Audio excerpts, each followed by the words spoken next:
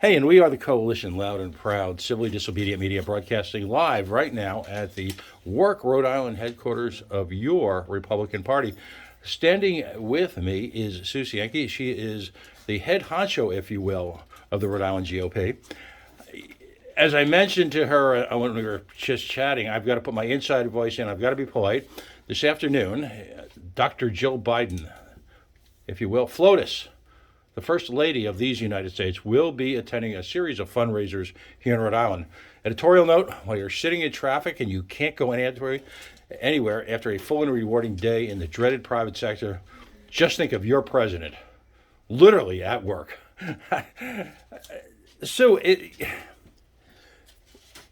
When national politicians are parachuted in like this for big dollar fundraisers, and rumors are it's $1,000 a plate for Governor Dan McKee, what message does that send to Rhode Islanders about local issues? So I think that what most people are concerned about here in Rhode Island is the cost of living.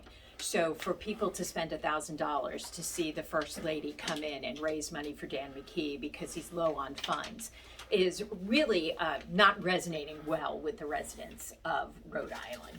You know, people are worried about food prices, they're worried about gas prices, and here this is the second time we've had someone from that administration. First we had Joe Biden come in to TF Green, and now we have Jill Biden coming in to support Governor Dan McKee. Of course, we all know that Dan McKee was one of the first politicians in Rhode Island to support Joe Biden for his run in presidency.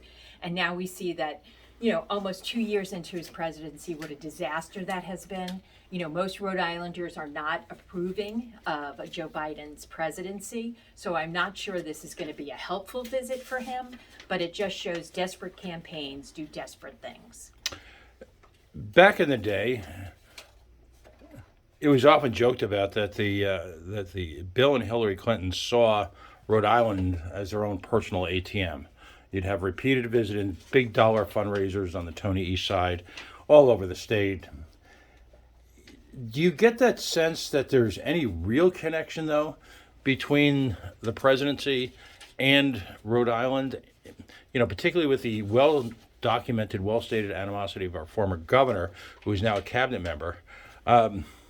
You get these quick hit appearances, but is there a relationship there at all, do you think? No, I think that there is a relationship between the Bidens and the McKees because Dan McKee was the first Democrat to come out and support Biden when he was running for presidency. You know, Gina Raimondo didn't. She was supporting Bloomberg. So you see that McKee is calling in that favor. You know, he's saying, I need money. Please get here. Please help support my race for governor.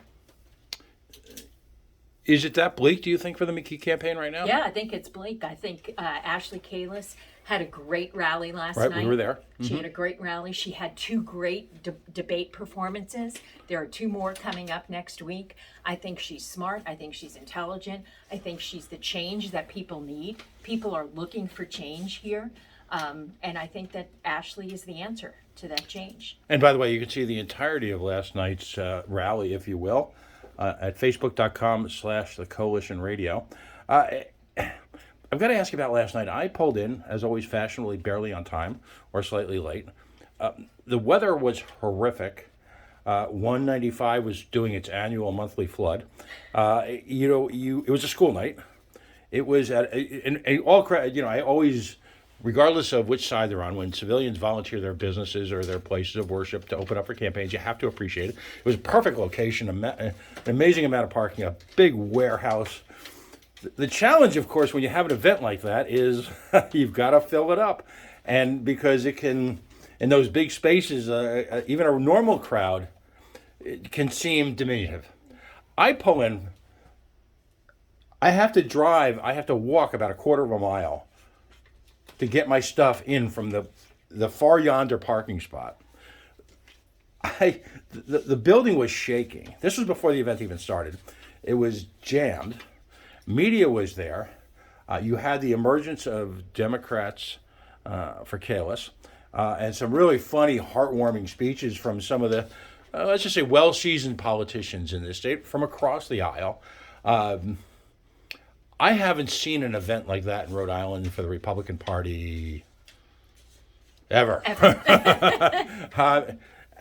And final run up to the question is that it was a real cross section of Rhode Islanders. There was every imaginable background, belief, race, it was really a mosaic. What has Ashley Kalus, after a long, tough campaign, really captured the imagination of Rhode Islanders? I think that she has. And I think the Rhode Island Republican Party, we did a good job in recruiting really qualified candidates across the board. You know, from governor, lieutenant governor, to AG, to treasurer, to secretary of state. All 5 of our candidates for statewide offices are very well qualified. We've got Alan Fung and Alan Waters running for Congress. You know, we've got Alan in the driver's seat now, ahead in the polls. For the first time since 1992, we actually have the opportunity to win a congressional seat, which is huge. So there's a lot of enthusiasm, but down ballot for Senate races and rep races, we've got really qualified candidates. And you're right, I don't think I've ever seen an event like that ever that the Rhode Island Republican Party has done. Huge amount of enthusiasm with independents, with Republicans, and then of course there were a ton of Democrats for Kalus there last night. So she's doing a good job in unifying people to come together and say, hey, Rhode Island is a great place to live.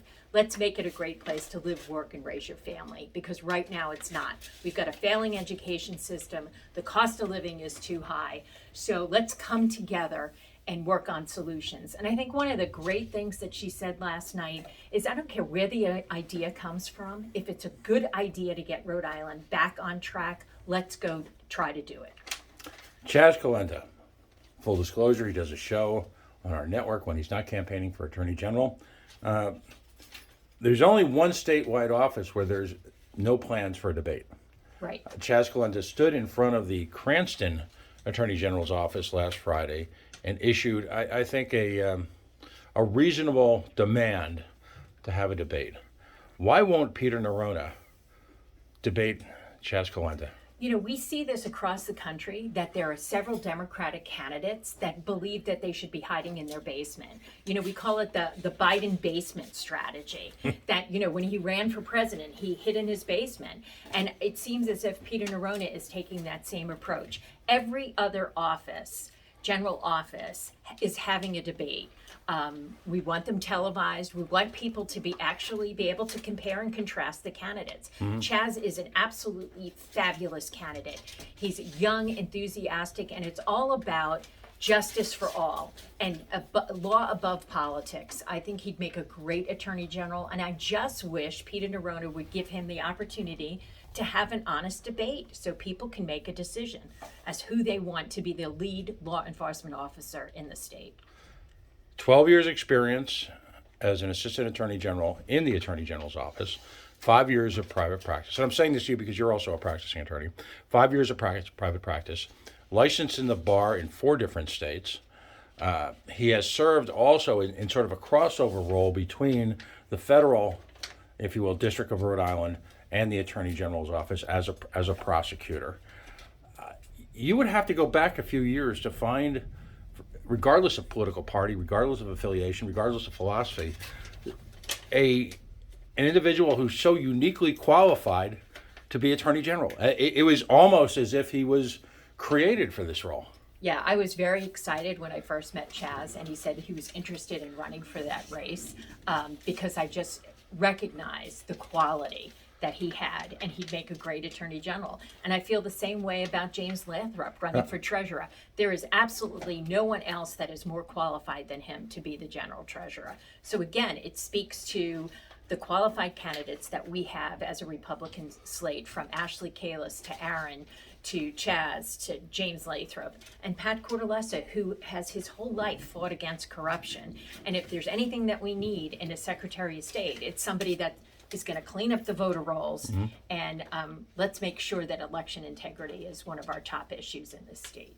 Last kind of point, anecdote. I ran into James Lathrop this week at the RIPEC, the 90th anniversary RIPEC dinner. That's the Rhode Island Public Expenditures Council. Sort of, you know, if there was a wonk heaven, it would be RIPEC. They've done amazing work over a century nearly now of analyzing, cross-referencing, discussing, exposing public finances at a level that is just, to many observers like myself, almost incomprehensible. I didn't know, but James Lathrop had actually won really like a lifetime sort of achievement award for his activity in municipal finance. Again, someone almost bioengineered to do the work. Yes, extremely well qualified. He's gotten, for the first time that I've been aware of, actually the support of one of the largest unions that says, okay, our union members have pensions in the state pension fund. We want somebody that actually knows what they're doing. He is extremely qualified. James Diorza, who was mayor of Central Falls, really didn't have control of that budget. I mean, 80% of the budget is a school budget, so the state is in control of that. So 20% of the budget, and he took $500,000 out of their pension fund and put it in the general fund, which is a big no-no. You shouldn't do that. And yet he wants to be general treasurer. So for those union members throughout the state, I'd be like, choose wisely when you go into vote. Make sure you have somebody that knows investment strategy. And James Diorza says he knows nothing about investment strategy. He doesn't even own a 401k. So why would you put somebody like that in control of your retirement plan? I just wouldn't do it. Elections have consequences, don't they? Yes, they do. Yes, they do. So we're hoping that people take our candidates and go vote red this year. Go vote for the Republican candidates. They are very extremely qualified for the jobs. And where can folks find the Rhode Island Republican Party on the web? www.ri.gop. Great. Sue Cienki, of course, head honcho, high exalted ruler, if you will, of the Rhode Island Republican Party. Listen, it's hammer time. So, and I say this to both sides. Good luck.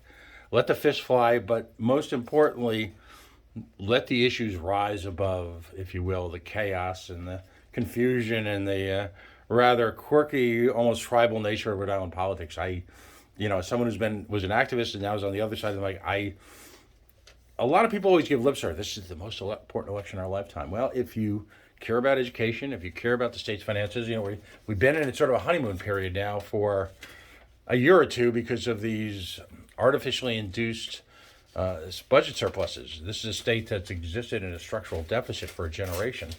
We're about to go back to that. And again, elections have consequences. Thanks so very much for the transparency and the openness, allowing me to come in and talk with you every week or so. We'll see you out on the trail. Thanks, Pat.